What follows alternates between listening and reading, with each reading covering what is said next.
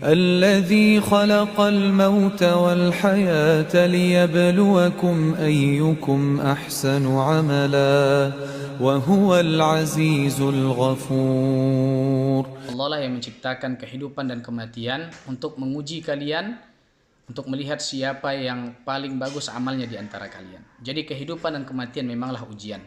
Kemarin pada hari Jumat Allah Subhanahu wa taala menguji saudara-saudara yang ada di Nagari Bukit Batabuah di Agam dengan banjir berupa banjir lahar dingin yang melanda rumah-rumah kaum muslimin yang ada di sana, dan ini merupakan ujian dari Allah Subhanahu wa taala. Dalam menghadapi segala ujian termasuk dalam bentuk musibah bencana alam seperti ini, agama Islam dan Allah Subhanahu wa taala telah mengajarkan kepada kita bagaimana cara menghadapinya. Yang pertama tentu kita harus bersabar dengan ujian ini karena memang semua kehidupan adalah ujian, dan kita juga harus punya ilmu dalam menghadapinya.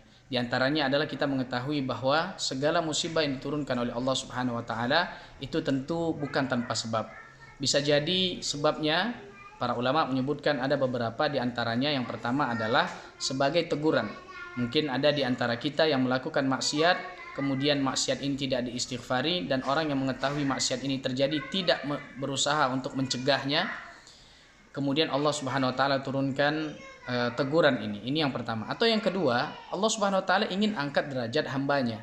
Jadi Allah Subhanahu wa taala menurunkan ujian sebagaimana dalam hadis yang sahih disebutkan bahwa jika seorang hamba idza sabaqathu manzilatun fil jannah, telah didahului posisinya di surga, tapi amalnya tidak cukup untuk menggapai surga tersebut, maka Allah Subhanahu wa taala turunkan musibah agar orang itu bersabar. Lalu dengan sabarnya ini Allah Subhanahu wa taala angkat derajatnya.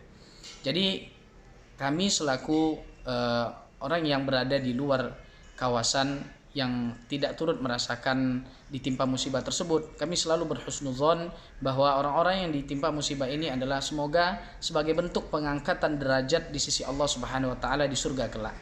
Dan bagi yang Allah Subhanahu wa taala berikan ujian, hendaklah bersabar dan terus introspeksi diri agar terus berbenah.